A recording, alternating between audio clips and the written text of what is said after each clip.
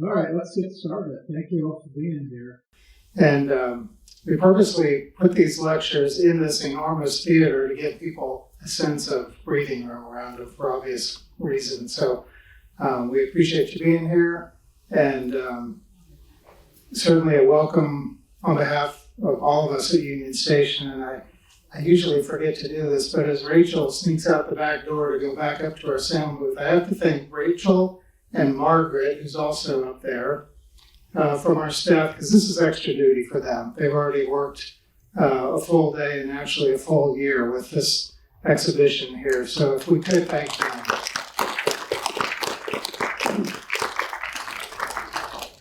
All right. This is a very special evening, one in a long series of speakers, but this one in particular has our attention. I have to also thank the Midwest Center for Holocaust Education for their presenting role in this very special speaker series tied to Auschwitz not long ago, not far away. I'm Michael Tritt. I'm the Chief Marketing Officer here at Union Station, and it is sincerely our pleasure to host the series and invite you to participate in these important topics. To date, as of this morning, in fact, we passed 242,000 tickets sold to this exhibition. And yeah, for sure. Jessica was just asking me what's a close second, and it sort of depends on, you got to find an apples to apples, because some exhibitions are 3 months, some are 4, some are 6, some are 7. So about the closest comparison that we have is about 178,000 tickets or guests attending an exhibit, which is, we're going to have to forget this ever happened as far as trying to beat this number, because it's not going to happen. And it's a record that's humbling for sure. As you know, this exhibition is presented by Bank of America and runs through the end of January. If you haven't seen it, please get your tickets very soon. There are not a lot of them still available. When we first considered bringing this exhibition to Kansas City, this is about a 5-year project in the making. We met with a producer in Spain, a young guy who had a lot of passion and unfortunately a lot of tragedy in his young life, where his older brother, just in his late 20s, passed away unexpectedly. A small family-owned touring exhibition company, and that was pretty devastating. He took a few years to reflect on the meaning of that, if you will, and what to do with it. And he ran into a book by Viktor Frankl, Man's Search of Meaning. And the message that he took away from that, and really what inspired him to put this tour together, was very simple and profound at the same time. And that was do something.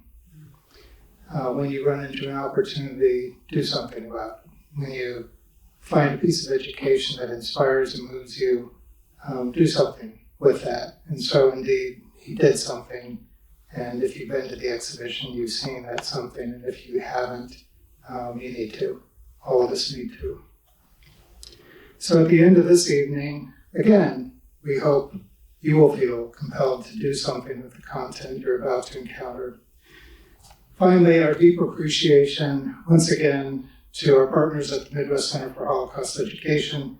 None of this would be possible without their passion and participation. So Jessica and Shelley, thank you. I don't see where Shelley went.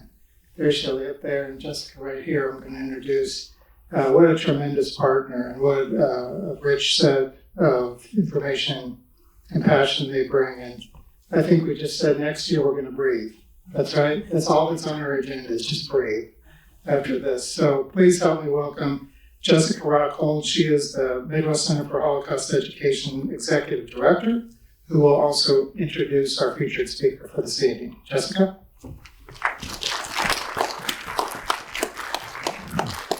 Thank you, Michael. And I want to just thank all of the Union Station team. The vision that they had in bringing this to our community and the support that they have provided in making sure that we have these educational opportunities surrounding the exhibit are just without precedent, and we're so grateful for the opportunity to be able to reach all of you with these presentations. When we contemplated the topics that would be included in this speaker series, we wanted it to cover the scope and breadth of the Holocaust experience. And a piece of that sometimes gets lost in our learning is the period of the ghettos. And it's a moment in Holocaust history when the Jewish community is still living with their family members as a community. It's the last place that they get to experience that, because when they get on those deportation trains and when they arrive at the camps, there's this schism. And the life that they had experienced before the war is almost unrecognizable to the life that they're going to experience in the camps. And so the ghetto period is very important because it gives us this opportunity to really see how the Jewish community is trying to confront and respond to this event that is being pressed upon them. And so when we thought about the importance of that topic and how best to represent it, our minds went immediately to our speaker tonight.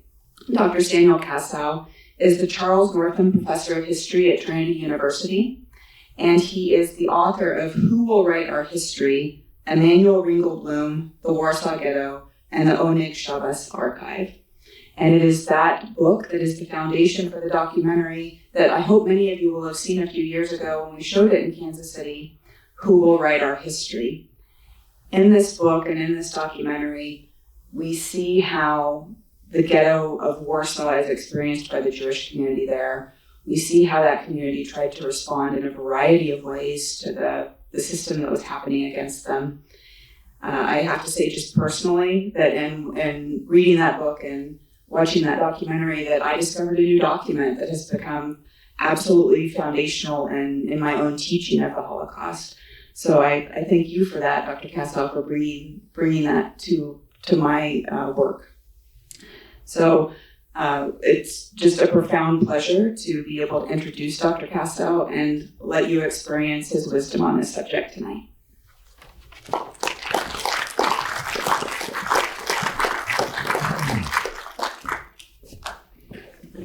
Thank you for that nice introduction, and it's nice to be back in Kansas City. This is my second visit to Kansas City. My first visit was exactly 38 years ago. I was at a convention. I remember it because that's when the bombing of the Marine barracks in Beirut happened, and I learned about it while I was visiting the wonderful art museum here, which really blew me away. And there's a very prominent rabbi in our community of West Hartford, David Small, who grew up here. So I've always wanted to come back, and it's nice to be back. I'm going to talk today about a very important example of what we call cultural or spiritual resistance.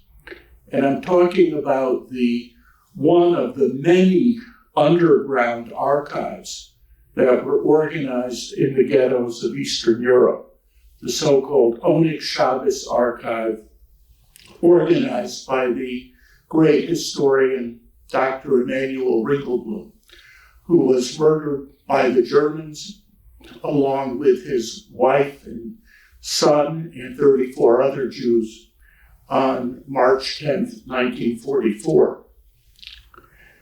About a week before he was killed, in one of the last letters he ever wrote, he was writing to a good friend of his, Adolf Berman, who, like himself, was also hiding out on the so-called Aryan side of Warsaw. And in this letter, he said, what if we're caught? What if we don't survive? What will happen to the OS? The OS was code for Onik Shabbos. In Yiddish, it means joy of the Sabbath, Onik Shabbat in Hebrew, which was the code name they used for this top secret project. What will happen if none of us survives? And he had very good reason to worry, because by the time the war was over, of the 60 or so people that Ringelblum brought into this amazing project, there were only 3 survivors. And of those 3 survivors, only one, Hirschwasser, knew where they had buried these precious time capsules, these precious documents. They buried them under a school building in the Warsaw Ghetto, address Nowolipki 68. And Wasser himself had survived by the very slimmest of margins, once jumping from a train that was taking him to the Treblinka death camp. After the war, in 1945 and 1946, those 3 survivors, Wasser, his wife, and this amazing woman, Rachel Auerbach. By the way, I just translated her memoirs from Yiddish into English. They'll be published next year. Auerbach would play a major role behind the scenes at the Eichmann trial in 1961. But those 3 survivors cajoled, buttonholed, accosted everybody they could. We have to look for this archive. There is a treasure buried under the ruins of the Warsaw Ghetto. And finally, after about a year, people put together money from the Joint Distribution Committee, from the Jewish Labor Committee, and they organized what could only be described as an archaeological expedition to find the archive. Because if anyone knew what Warsaw looked like after World War II, and here you see exactly what Warsaw looked like, it's no exaggeration to say that it was a mountain of rubble. After the German bombing in 1939, and then the Jewish uprising in the ghetto in April 1943, and then the Polish uprising in August 1944, where 200,000 Poles were killed, more than the Japanese perished in Hiroshima and Nagasaki put together. After those 3 events, there wasn't much left of Warsaw, and it was hard to know where a street had been, much less where a particular building had been. Nowolipki 68. How did they find it? They put together surveyors and engineers, and using pre-war aerial photographs and triangulating from the spire of a Catholic church that had survived, and you see that spire in the distance, they were kind of sort of able to guess where in the rubble they should dig. And on September 18th, 1946, a shovel hit what turned out to be the first of 10 tin boxes. And that was the first cache of the archive, which had been buried on August 3rd, 1942, at the height of the Great Deportation to Treblinka. I said that Hirschwasser survived by a very thin margin. Now, Wasser is the guy with his back to you, taking one of those tin boxes. The guy in the mustache is named Michal Borvich, who became an important historian after the war in Paris. You might say that he survived by an even thinner margin, because in 1943, in the Janocka labor camp in Lvov, he was hanged. He was hanged. But the rope broke, and the SS officer, and like so many SS officers, he was an educated gentleman. He went to Marburg or Heidelberg. He didn't believe in hanging people twice. And so he graciously allowed Borvich to go back into the camp, from which he made his escape. And, this is how anybody survived. I mean, if I told you how my mother survived or my aunt survived, it's unbelievable. You couldn't make it up. This is how survivors made it. Anyway, Wasser looked at those boxes and he said, this is great, but this is just a tiny bit of what we buried. We buried a lot more. But they looked and looked, they couldn't find anything more. And furthermore, a lot of water had seeped into those boxes, and so a lot of documents were ruined, especially documents written in ink, and a lot of photographs were ruined. Well, 1947, 48, 49, Poland turns into a Stalinist communist dictatorship. Wasser, his wife, Auerbach, the other Jews pack up, leave Poland for Israel. And then in December 1950, as Polish construction workers are building new apartment houses on the ruins of the former ghetto, they come across 2 aluminum milk cans. That was the second cache of the archive, which was buried in either late February or early March 1943. Now, this is Wasser and Auerbach opening one of the boxes, and these are the 2 aluminum milk cans side by side with the tin boxes, and if I'm not mistaken, one of those aluminum milk cans is still on loan at the Holocaust Museum in Washington, D.C. Now, when the Polish construction workers found the aluminum milk cans, their foreman was on a lunch break.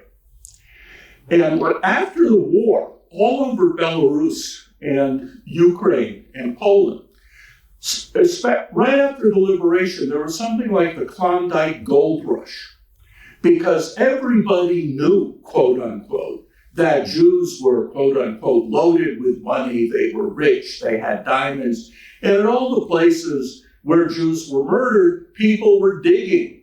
They were digging for gold. They were digging for hidden treasure. And when these construction workers saw that instead of diamonds and gold in the milk cans, there were papers, they were going to trash the papers. But then the foreman came back from his lunch break, and he said, no, we have to hand this over to the Jewish Historical Institute.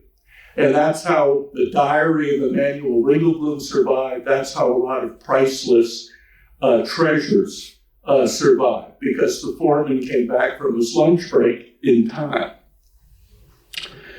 Now, according to Wasser, there was a third cache, which they buried in April 1943, shortly before the outbreak of the Ghetto uprising in Warsaw.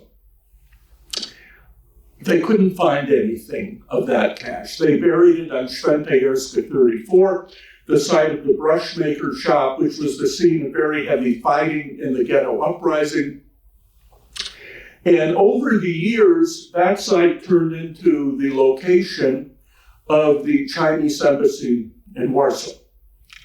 And about 15 years ago, some Israeli searchers went to the Chinese, asked them if they could dig underneath their embassy. The Chinese surprisingly said, sure, dig away. And they dug and dug, but they couldn't find anything. More recently, there's a new team with state-of-the-art equipment able to locate things underneath the ground. I don't know what it's called technically, but they're in the process of waiting for the Chinese to reply to a request to renew the search for that hidden third cache. So, in short, you can deduce from what I've just said that although a lot of documents were lost or may never be found, nevertheless, we have 25 to 30,000 usable documents. And to give you some idea of how much that is, there was a project in Poland to publish the usable part of the Ringelblum archive, and they just finished that project, and it comes to 36 volumes. So this is an enormous amount of material. And you can then ask the question, so what? What does this mean? Why is this important? Well, it goes to the title that I chose for my book, Who Will Write Our History? The Germans thought that not only would they win the war, not only would they destroy this accursed race of subhuman vermin, i.e. the Jews, but then they would decide how posterity would remember them, how posterity would remember the Jews. And Jews in the Warsaw Ghetto saw the German posters showing Jews covered in lice. They saw the German film crews filming Jews in the most revolting and degrading positions. And they knew how the Germans would portray them. In 1940, the Germans had made a film called the Ewige Jude, the Eternal Jew, comparing Jews to rats. In Majdanek, just before he was murdered, the Jewish historian Isaac Schipper said this: what we know about murdered peoples is usually what their killers choose to tell us about. So the killers might choose not to say a thing about the people they murdered, or they might choose to describe them in a totally degrading way. But Emanuel Ringelblum, and not just Ringelblum, but other Jews said, no, even if we die, even if we don't live to see the liberation, we will bury time capsules of Jewish documents. And someday people will discover those time capsules, and then they will remember us on the basis of our sources and not on the basis of German sources. We will write our history even from beyond the grave. And just imagine, had the Onyx Shabbos archive never been found, historians could not have written any of the 10 books that have appeared about the 500,000 Jews in the Warsaw Ghetto, the cultural life, the religious life, social welfare activities. These 500,000 Jews would have been no more than 500,000 anonymous, faceless victims. To be sure, there would have been plenty of documents about the perpetrators, but there would have been no documents describing Jewish life from the inside. The Jews would have lost their identity, their names, their agency. And thanks to this archive, we have so much. For example, 3,600 pages of the underground press in the Warsaw Ghetto, put up by political parties of all stripes. We have some of the most important theological writings of World War II, the sermons of the great Piaseczna Rebbe, Rabbi Kalanimus Shapiro, struggling with this question: how is God allowing this to happen to the Jewish people? We have dozens of diaries and so much more. None of this would have happened had we not found the archive.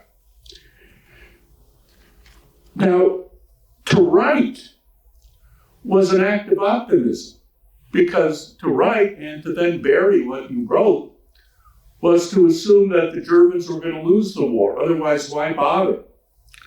80% of Polish Jewry was murdered in 1942 when the Germans were winning the war. Yet people believed in their hearts that somehow the Germans would lose, and therefore they had to write and they had to leave those documents.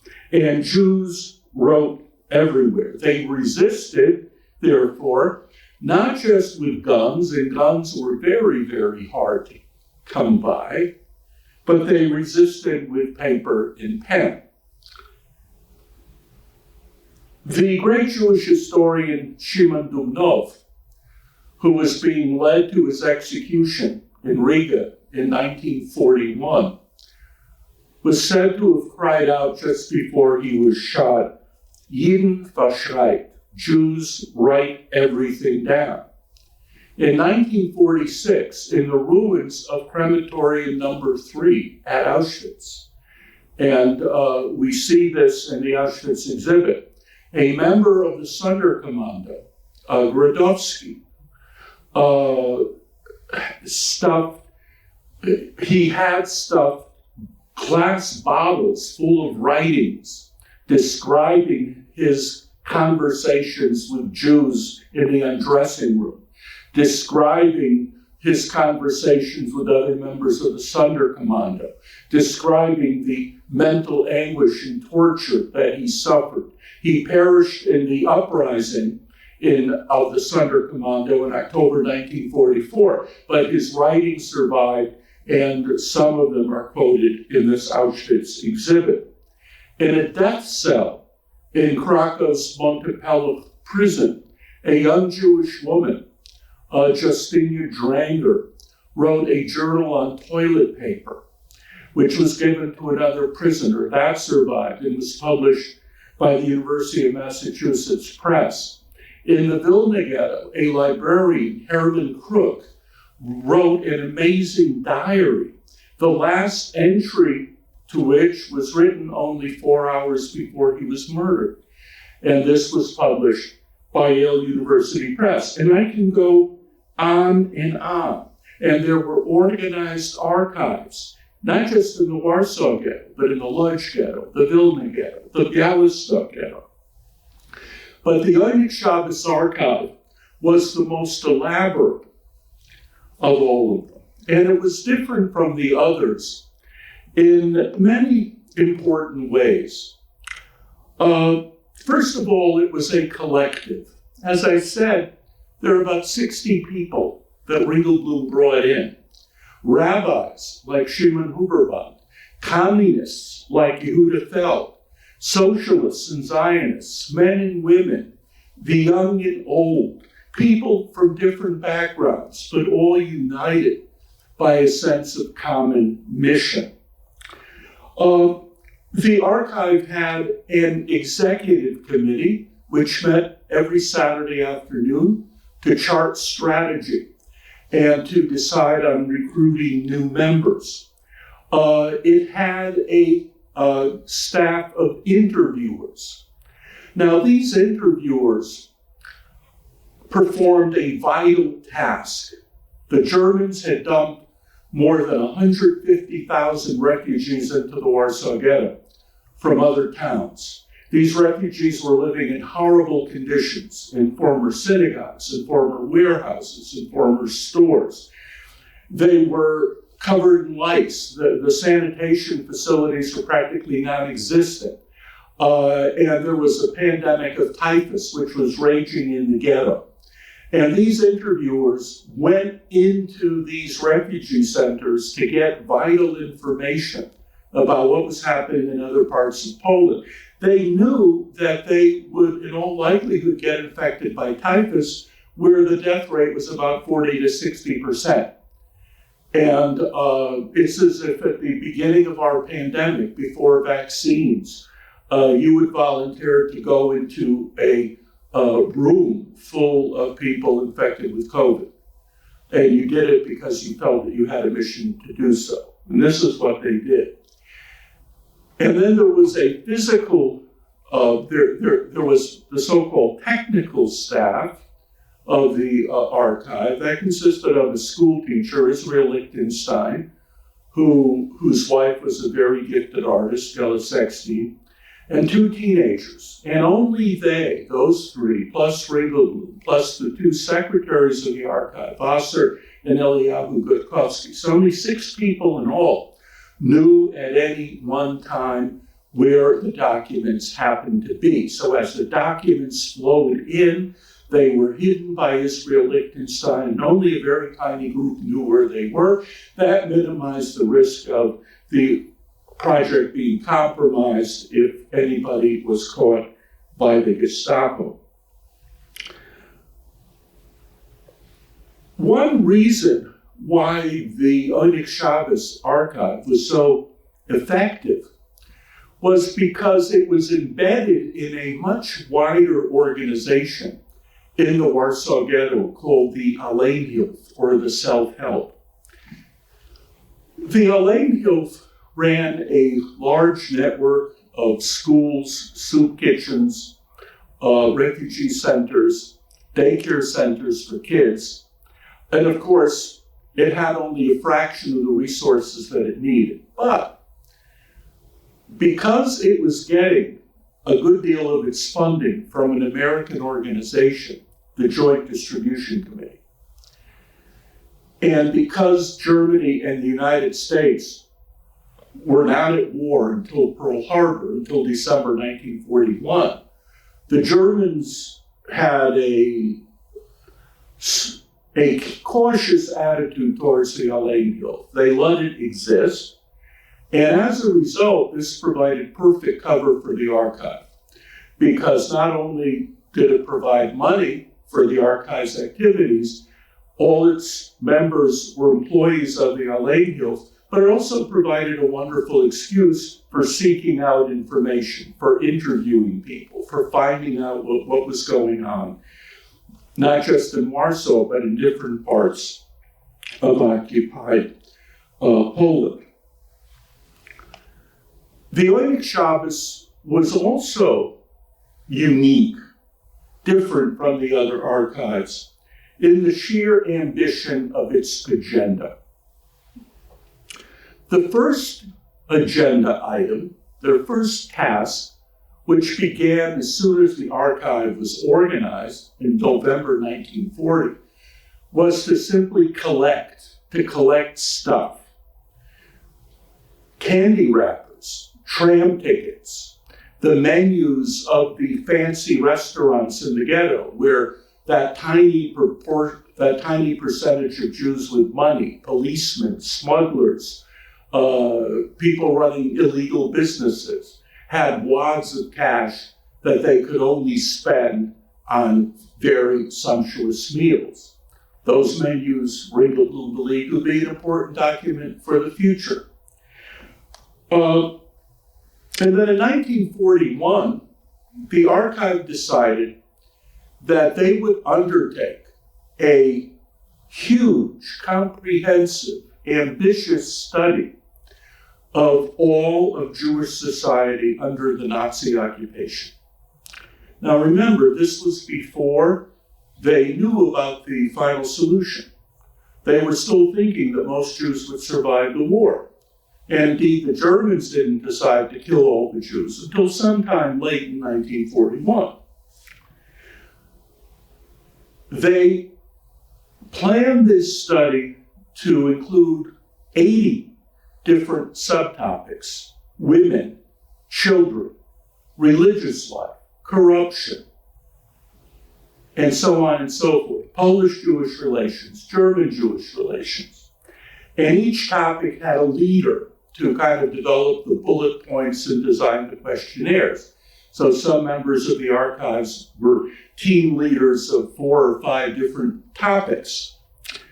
And you could tell from the way this project was planned, and they planned to finally publish a book of 1,600 pages. Ringelblum describes this in great detail.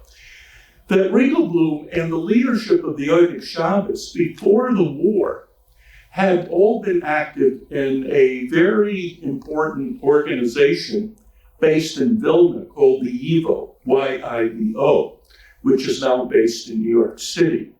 The YIBO was established in 1925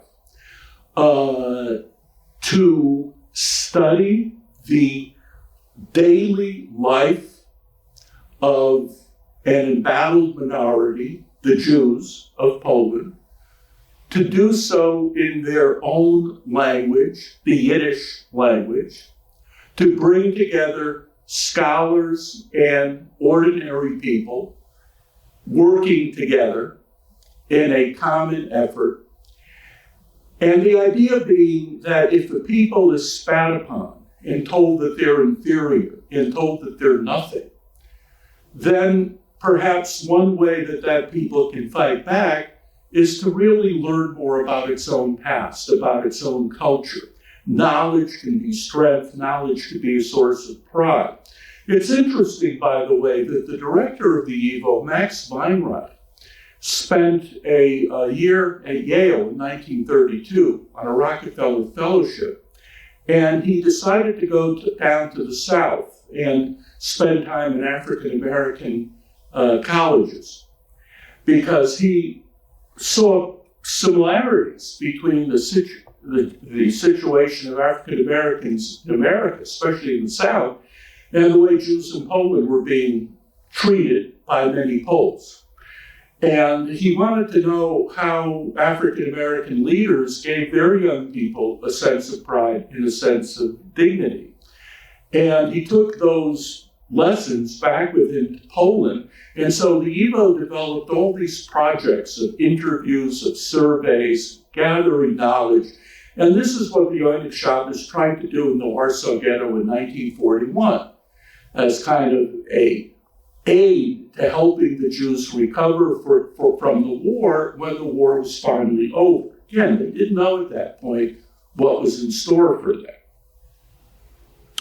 And this project was in full swing when, on July 22nd, 1942, the SS burst into the offices of Adam Chernyakov, the head of the Warsaw Jewish Council, the head of the Judenrat, and suddenly announced, beginning today, 7,000 to 10,000 Jews daily will be transported, quote unquote, to the east. And of course, within 2 days, Adam Chernyakov committed suicide. And the terrible summer of 1942 began. Between July 22nd, 1942, and September 12th, 1942, 300,000 Jews were deported from Warsaw to the gas chambers of Treblinka. And what happened to the Uranium Showers? The Uranium Showers was on the brink of total collapse. Ringelblum was on the brink of a nervous breakdown. His handwriting changed. He couldn't finish a sentence. He wrote very little. He was torn between his sense of responsibility to keep the archive going and his natural desire as a father and a husband to go into hiding and protect himself, his wife, and his child. Their world was crashing around them, but yet they kept on working. Even as the 60 became 50, became 40, became 30, every day, another valued member of the archive was taken to the trains. And you might ask themselves, in the middle of this cataclysm, in the middle of this disaster, what kept them going? I think a partial answer you can find in an essay that was left in one of the milk cans. It was an essay written by a woman named Gustawa Jarecka. She wrote in Polish. She was the mother of 2 children. And because she was a stenographer for the Judenrat, because she was a stenographer for the Jewish Council, Ringelblum believed that with her past, she could walk the streets of the Warsaw Ghetto, watch the roundups, and write about it without the risk of being arrested. And Jarecka began this amazing essay, which she never finished, because eventually she and her 2 kids were transported to Treblinka.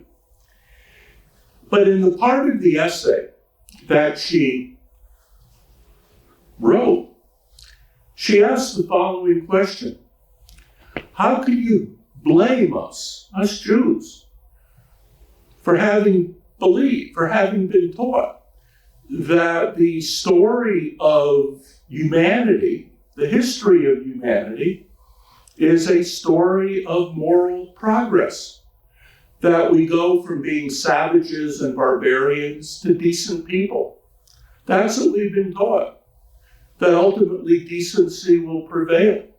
And now, today, I see the most cultured and educated people in Europe, the Germans, murdering kids in the streets, and I realize that it was just the opposite, that the wheel of history was in fact going in the opposite direction, from decency towards total savagery.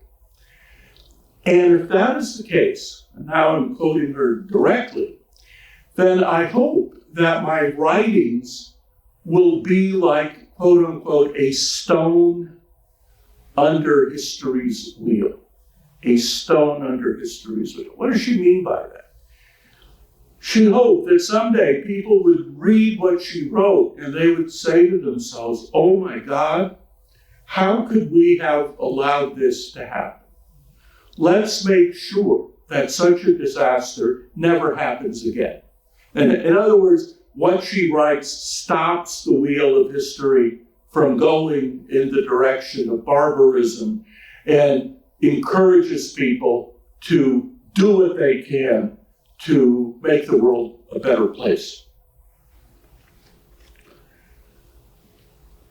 It was also in the course of 1942, that 6 or 7 escapees from the death camps arrived in the Warsaw Ghetto. One escapee from Chelmno, a Jew named Szlamek, and then 6 escapees from Treblinka.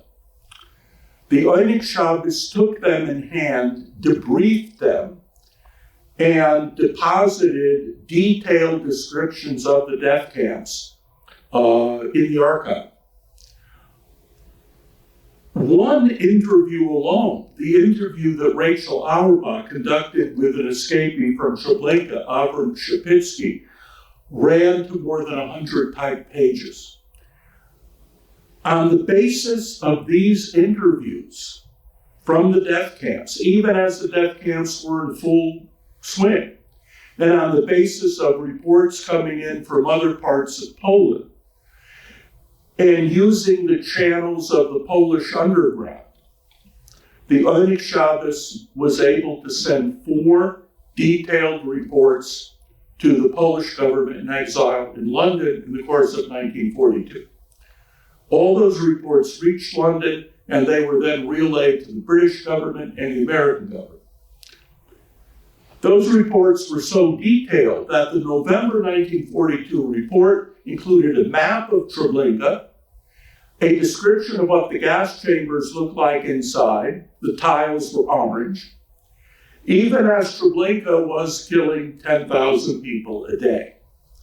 So the knowledge was exact.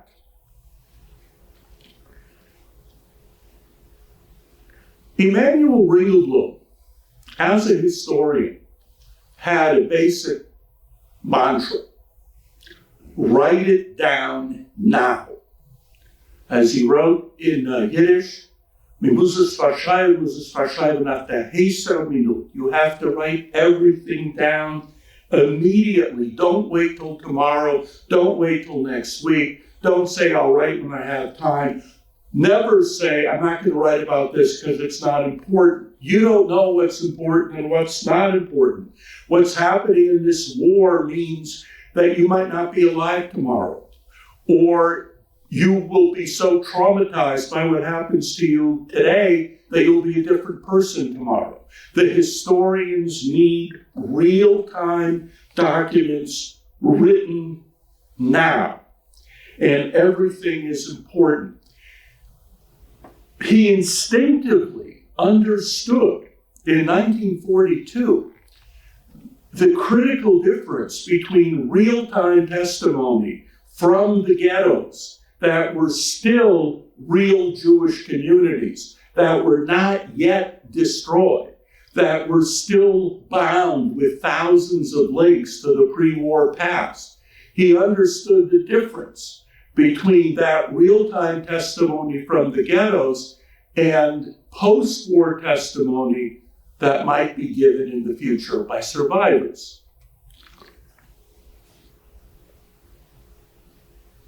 The survivor testimonies, of course, are very important. You see them in the Spielberg archive, where my aunt gave an important testimony, the Yale Fortunoff archive, where my mother gave a testimony, and so on. But survivor testimony, by its very nature, is very different, because the survivors knew what happened next. They went through the camps. They went through the death marches. They came to the DP camps and started second families. And then maybe they arrived in Boston or New York or Tel Aviv, and their grandchildren said, Bubby or Zadie, write your testimony, and they do. But when they write their testimony, or when survivors give their testimony, they talk about how they survived. And the ghetto shrinks to being practically nothing. The ghetto shrinks to being a mere holding pen, a mere anteroom to the death camps. Nothing more. I'll give you an example. In that study of Jewish society that the Uranium Showers was so involved in 1941 and 42, Ringelblum entrusted a woman, Cecilia Slopakova, to do the study of Jewish women under the occupation.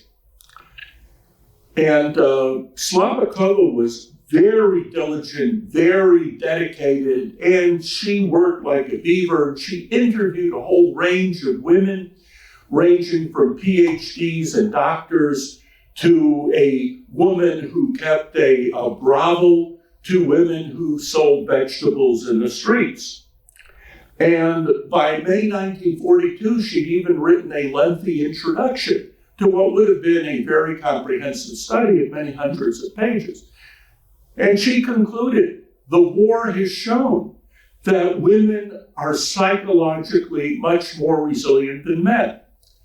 That as the war goes on, more and more of the burden of keeping the ghetto going, keeping the soup kitchens going, the daycare centers going, falls on women. That men are more prone to depression, and women are stepping up. And then she writes, one thing I'm sure of, when this war is over, the Jewish woman in Poland will not be told to go back into the kitchen.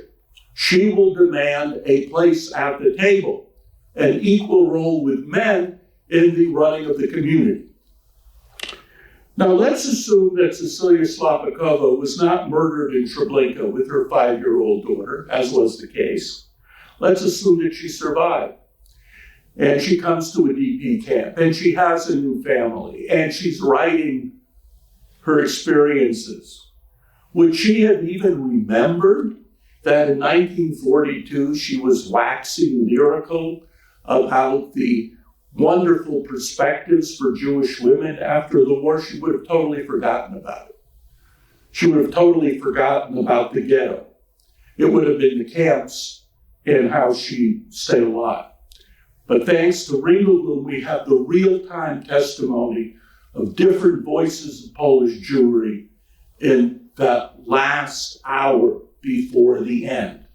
For example, in June 1942, an essay contest in all the ghetto schools where kids wrote essays in Yiddish, Polish, and Hebrew on this topic.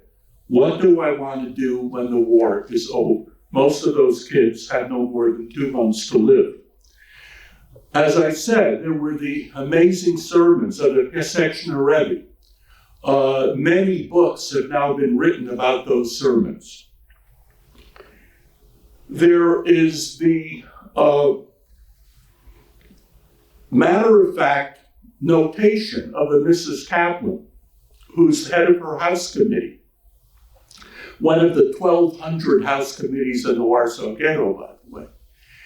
The house committee has a meeting, and there's Mrs. Kaplan and Mrs. Weinstein and Mrs. Goldberg, and they're trying to make a list of kids in the building that they know aren't eating, and trying to match them with families in the building that might be able to give them a meal at least every other day. There are the jottings of a ghetto mailman, Peretz Opachinsky, who describes how at the height of the Great Deportation in September 1942, in the blazing sun, in the middle of the street, there's a bench, and there are Jewish toddlers sitting on the bench crying for their mothers. And any Jew who tries to go and give those kids something to eat or drink is brutally beaten by the Germans, and those kids are just in a state of total despair. And Opaczynski writes, the Germans didn't have to keep those kids there. They didn't have to have that bench there. They did it just so we Jews could suffer just a little bit more, just a little bit more. Now, there was another document in the milk cans written by a Yiddish writer named Shia Perle, who died in Auschwitz in 1943. And I'm convinced that had Perle survived the war, he never would have written what he wrote in 1942. But here's what he wrote. It was August 25th, 1942. He had just passed a Jewish policeman dragging a 5-year-old boy to his SS handler, saying, "This is my 5th head of the day." Because the Jewish police had to catch 5 to 7 Jews a day and deliver them to the SS. Otherwise, they were told that they and their families would be deported. So they turned into bloodhounds or scoundrels, although we're not in their place, so if you want to judge them, judge them. But here's what happened next. The SS man calmly took out his pistol from his holster, casually shot the 5-year-old boy, and as the 5-year-old boy was lying on the pavement with blood coming out of his body in great pain, the SS man told the Jewish policeman to scamper off and get an adult. He said, "This little dog doesn't count as a head." And the Jewish policeman scampers off to find an adult Jew. And Perle is so angry at what he's seen that he writes the following, and again, he never would have written this after the war. He said, "How could a people produce such scum, such bastards as the Jewish police? Perhaps a people that can produce such sons of bitches is a people that deserves everything it's getting." Now, after the war, the 6 million Jews are kadoshim, they're martyrs. You don't speak ill of the dead. And the big difference between real-time, wartime writing and post-war Jewish writing is that in post-war Jewish writing, there's a lot less red-hot anger at other Jews. But in the middle of the great disaster, there was plenty of anger directed against other Jews. There was plenty of deep despair. To see Polish Jewry being destroyed, which many believe was the cultural center of the Jewish people, not to know that there would be a state of Israel after the war. It was easy to think that this was it. This was the end. Who would be able to take the place of the millions of Jews who were being murdered? And many Jews were in total despair. Now, you could also ask the following question. Since this was found in the milk can, well, Ringelblum could easily have said, well, this makes Jews look bad. I'm not going to let it into the archive. I'm going to tear it up. But he put it into the archive. Why? Because Ringelblum had this quaint idea. He didn't believe in alternative facts. He believed in facts. And he believed that if you tried to tell the truth, the good and the bad, that future historians would have the sense to sort it out and get to the real story.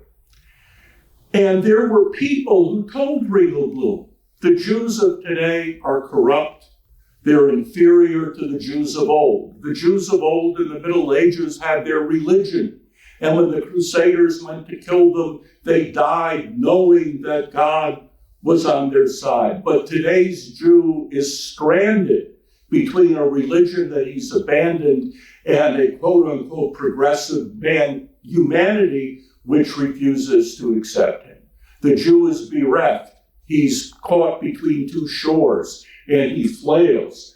But Ringelblum would have none of it. He said that if a future historian looks at the history of the Warsaw Ghetto, the best way to describe that would be to look at a cauldron of boiling water. The top layers of the cauldron are seething, the bubbles are churning, but that's not the whole story. The top layer of the cauldron is the corruption, the demoralization, the Jewish police, the fixers, the informants. But the lower layers are the hundreds of thousands of ordinary Jews in the ghetto who try to do the right thing, who do their best to keep their dignity, to keep their families together, to help their neighbors. This is what Ringelblum called das stille Heldentum von dem jüdischen Massenmensch, the quiet heroism of the ordinary Jew. And he believed that if people told the real truth, then historians will respect what he did and draw the proper conclusions. Now, we're running short on time, so I'm going to condense this a little bit.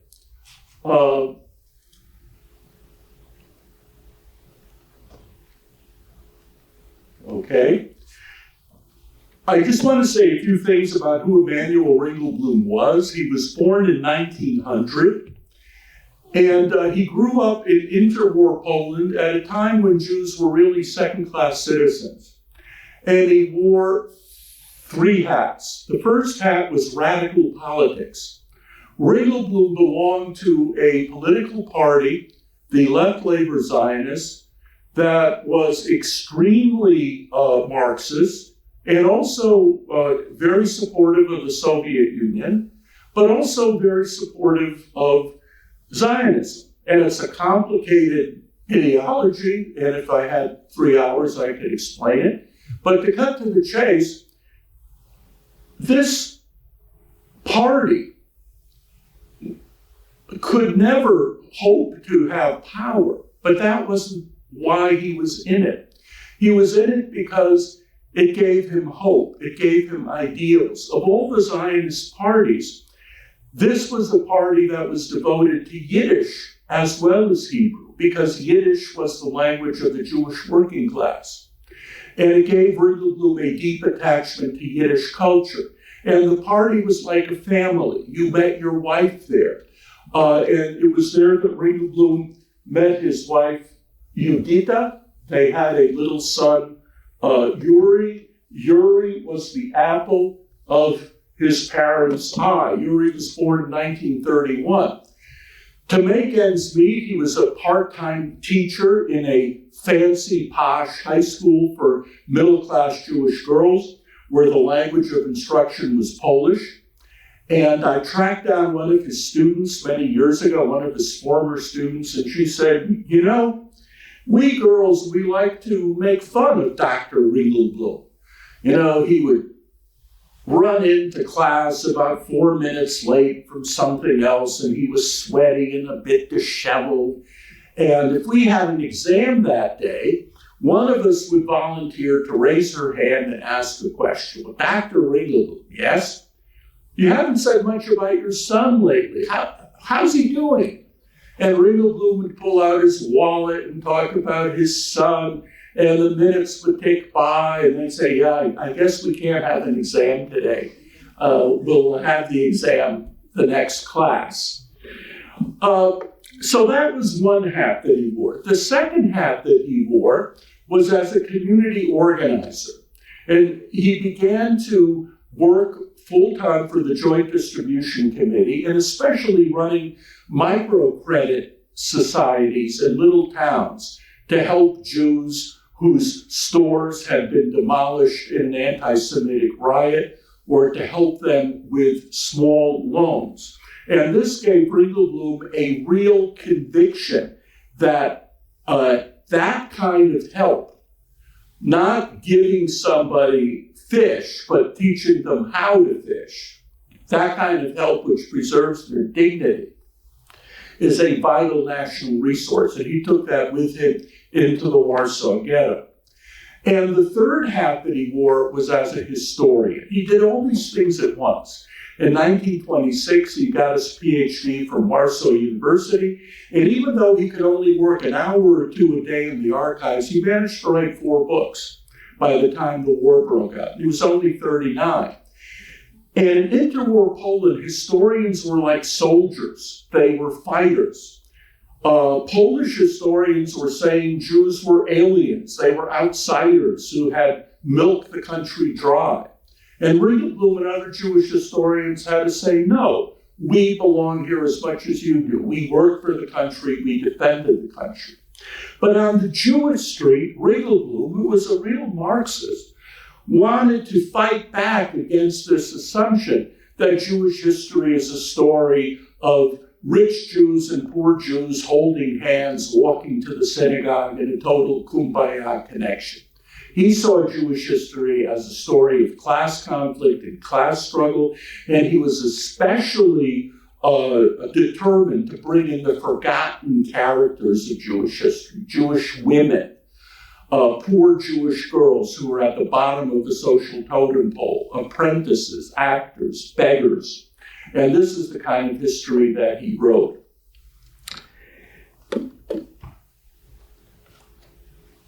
On the 4th day of the Battle of the Warsaw Ghetto, Ringelblum was caught by the Germans and sent to the Trawnicki labor camp. His wife and son were already hiding in a hideout in the south part of Warsaw.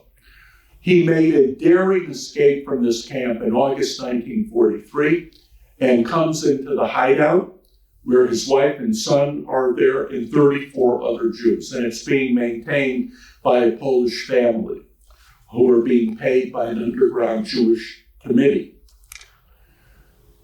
There were 2 people who left that hideout, and they survived and went to Israel.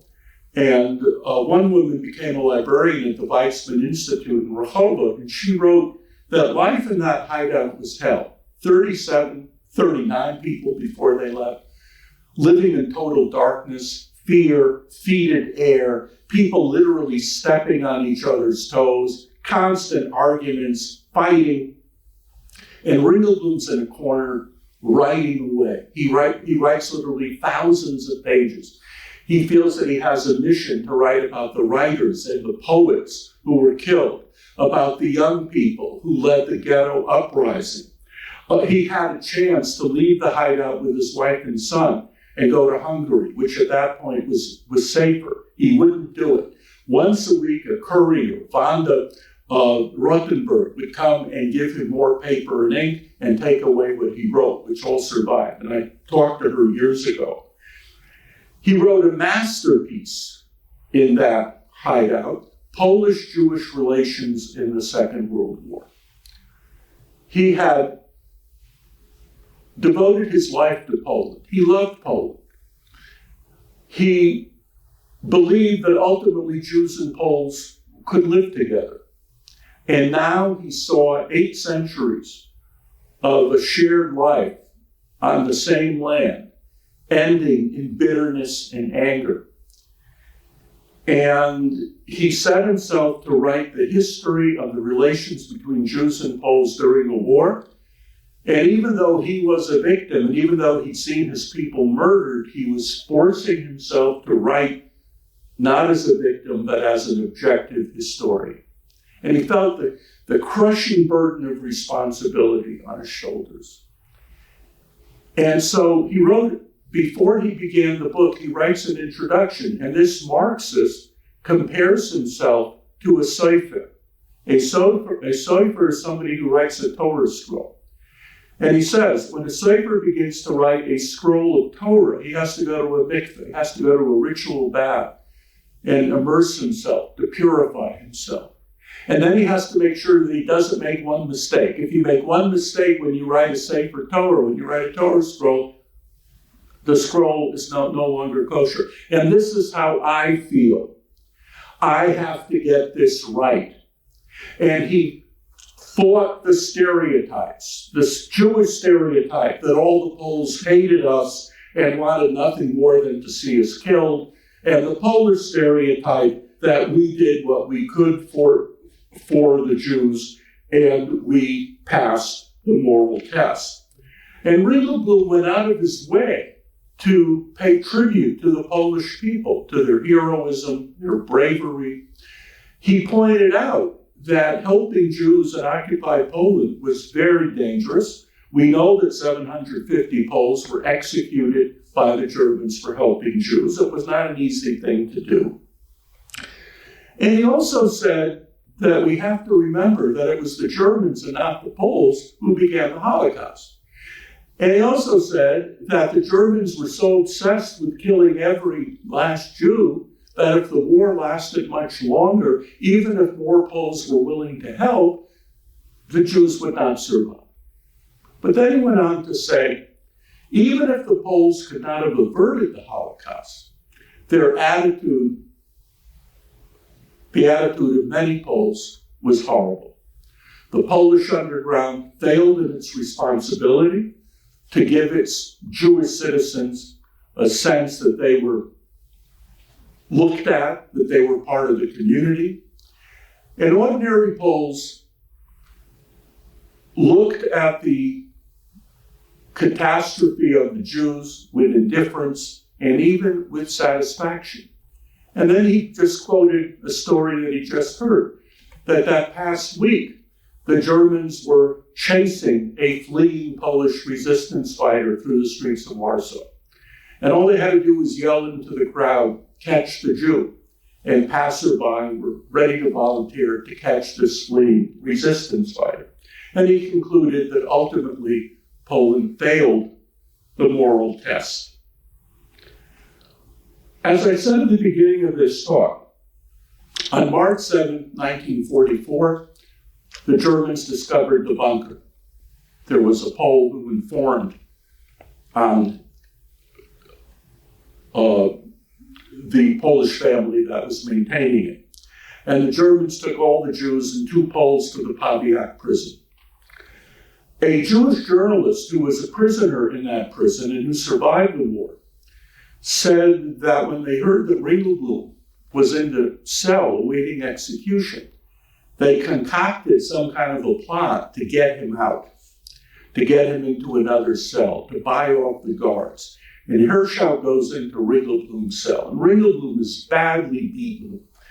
And his son is sitting on his lap, and Hirschau outlines his scheme, and Ringelblum points to the kid, and Hirschau shakes his head, "We can't save the kid." Ringelblum says, "No, I'm not going to leave my wife and son." And the last words that Hirschau remembers Ringelblum saying, he says this in Yiddish, "Was ist schuldig der Kleine, zu lebendig verstärkt das Haus." Pointing to the boy, he says, "Why is this little one guilty? What did he ever do? My heart is breaking because of him." On March 10th, all the Jews and 2 of the Poles were shot. I want to end this talk by going back to the night of August 3rd, 1942, when Israel Lichtenstein and 2 teenagers, that technical group that I talked about, buried on Ringelblum's orders the first cache of the archive. And as they were burying the cache, they were writing their last wills and testament. And these last wills and testaments all survived. It's amazing reading. And Lichtenstein is writing, "I don't ask for praise. I don't ask for honor. I've given my whole life to this archive. I want to be remembered. I want my wife to be remembered. Her name is Stella Sexton. She was a great artist. She designed sets in the children's theater. I want my little daughter to be remembered, Marguerite, who's 20 months old, but who has the intelligence of a 4-year-old. And if you don't believe me, here are her teachers, and you can ask them." And then he goes on to say, "I believe that the Jewish people will survive. I believe that the Jewish people will not go under. And so in the last months of his life, he reiterated his desire to be remembered as an individual, and at the same time to be remembered as part of a proud and vibrant and resilient people. And this is the legacy of the Uranium Showers archive. Thank you.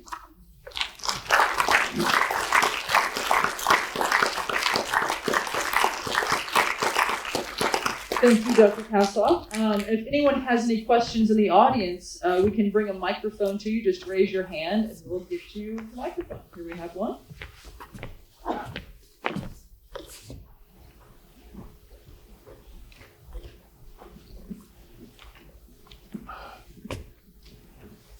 You said that. Yeah, okay. I guess I'll take questions if I could see you. I see a hand up here. Here I am up here. Yeah. Here. Well, okay, yeah, you deal with the questions. Okay. You had said that there were 60 people who contributed to the archives. Yeah. Were they all different ages, and how did he select who were part of the contributors? They were different ages. They ranged from very young people like Daniel Fliegelman to people in their 60s and 70s. The committee selected them.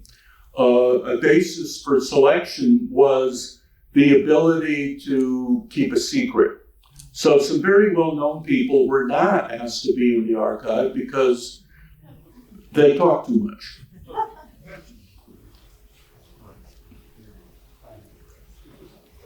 Any other questions? Yeah, we have one at the top.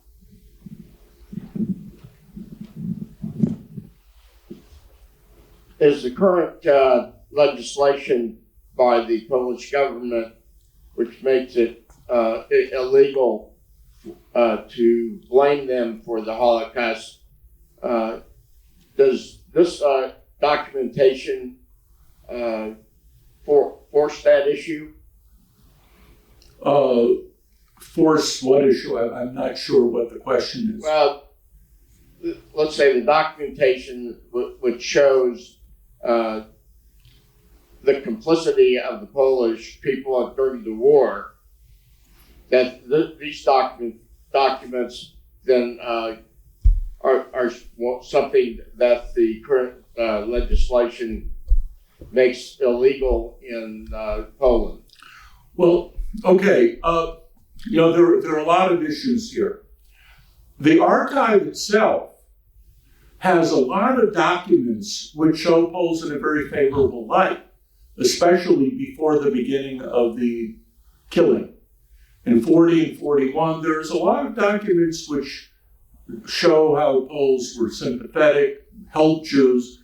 There's a scholar in Israel, Havi Dreyfus, who I'm working with on a book, who shows that it was in 1942, the beginning of the mass murder, that Jewish attitude towards Poles reversed very quickly. That's a complicated subject. Now, as far as the legislation itself goes, the legislation, it has been amended. And the reason why it was so destructive was because it would intimidate younger scholars, it would intimidate young museum directors, it would intimidate Holocaust educators who did not have job security and who would find themselves in a position where a parent could go to the school board and say, this teacher who doesn't have tenure is defaming the name of Poland by saying that Poland is responsible for the Holocaust, or that Poland collaborated in the killing of Jews. Now, the fact is, Poland was not responsible for the Holocaust. There was no such thing as Polish death camps. And Poland, as an entity, was fighting on the side of the Allies. however, many Poles and many subgroups of the Polish underground did take part in some form or other in denouncing and in killing Jews. Now, one reason why the law was passed in the first place was because Jan Gross, who's a professor at Princeton, argued in a very provocative interview that during World War II, Poles probably killed more Jews than they killed Germans. And of course, this set off all kinds of anger in Poland, and this law was passed. So in Poland today, the climate for Holocaust education is very different from what it had been, say, in 2010, 2012. When I was going to Poland, often I was one of the lead scholars in this new Museum of Polish Jewish History, which opened in 2014. In those years, there was a great deal of openness. There were films being made like Ida, which dealt with painful subjects of Polish complicity in the killing of Jews. There's a lot more intimidation today. Other questions? Yeah. Do they know what's in the third cache that they're looking for, or do they have any idea what? Well, what's in the third cache? Probably the psychological transformation of Warsaw Jewry, which led to mass support for the uprising. Because the fact is that in ghettos like Vilna or Białystok, the Jews in the ghetto did not support the idea of an armed uprising. And in Warsaw, they did. And what made the Warsaw Ghetto Uprising such a lengthy fight, it went on for more than 30 days, was because of what we might call the massive support of civilians. That is, the non-combatants built 750 bunkers. 750 bunkers. Took the Germans a month to find them all. For reasons that could be the subject of a totally separate lecture, the Jews left in the ghetto lined up behind the idea of fighting. And that third cache would have illustrated that, why that happened, how that happened. There's one more. I have two questions. The first one is, you said in 1942, the British and the Americans were presented with firsthand information about the death camp in Treblinka. What did they do with that information? And then also, how did your mother and aunt survive? Well, how my mother and aunt survived is a long and painful story. Can you concise it? We'll be here all night. I mean, it was one miracle after another. And, my aunt was 12 years old, and she lay on top of my grandmother who was dying. This was an Einsatzgruppe shooting, and she was grazed by 2 bullets, and she lay dead. And then she crawled 15 miles to a barn where she knew my mother was. I mean, that's just one of the story. Okay, so we'll leave it at that. At one point, a German put a gun in my mother's stomach and pulled the trigger, and the gun jammed, and so on. So that's part of that story. So what's the first question?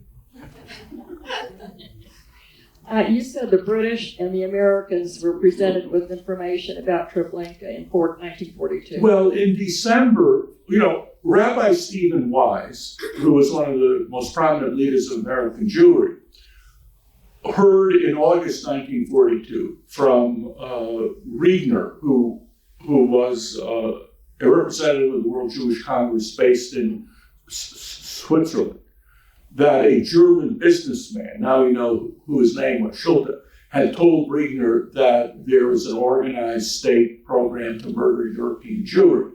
And Wise goes to Sumner Welles, the Assistant Secretary of State, and Sumner Welles says, "Don't say anything, don't go public until we can confirm this. And in November, which is about the same time that the Odeh Shabbos last message was sent, we don't know exactly when they got it, Wells calls Wise and says, you can go public. And in November 1942, the United States openly announced that Germany is involved in the murder of European Jewry, and there was then a declaration of the so-called United Nations promising punishment after the war. Now, what else did the United States do then or later in terms of actual help? Not very much. Not until 1944 did Roosevelt sanction the organization of the WRB, the War Refugee Board. So the issue of FDR and the Holocaust, that's a subject for 2 lectures.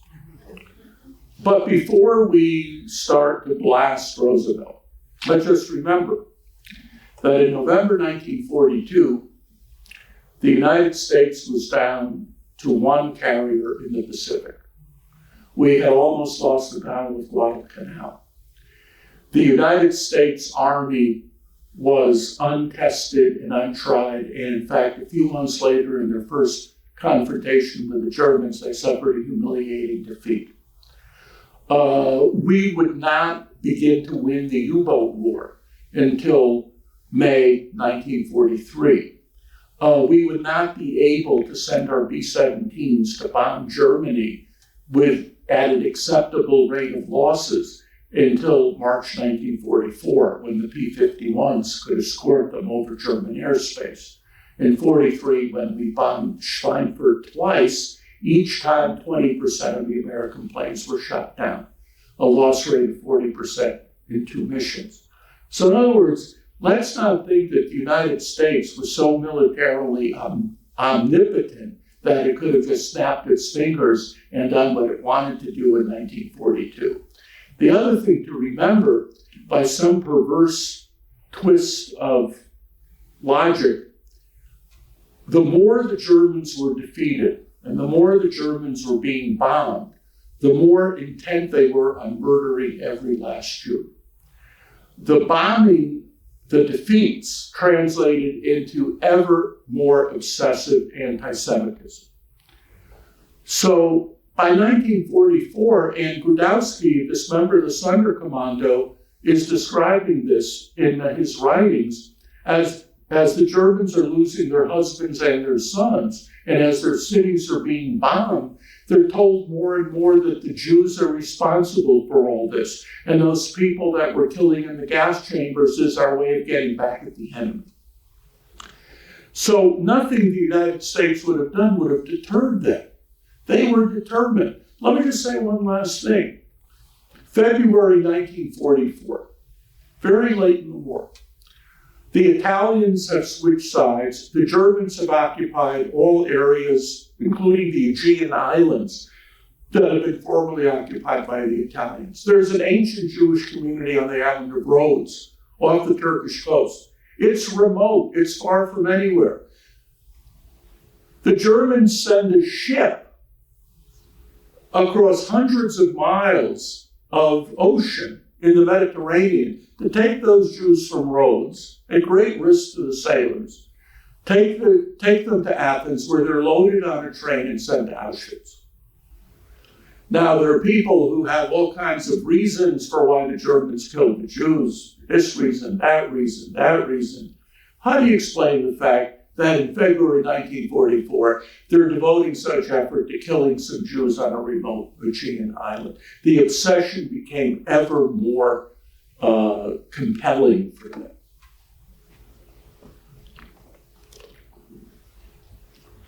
Any final questions? I have one for you. When you mentioned that there will be some 36 volumes that can be published from the material from this archive. They've already been published. Yeah. Where do you foresee, or where would you like to see future scholarship on this topic going? What research needs to be done?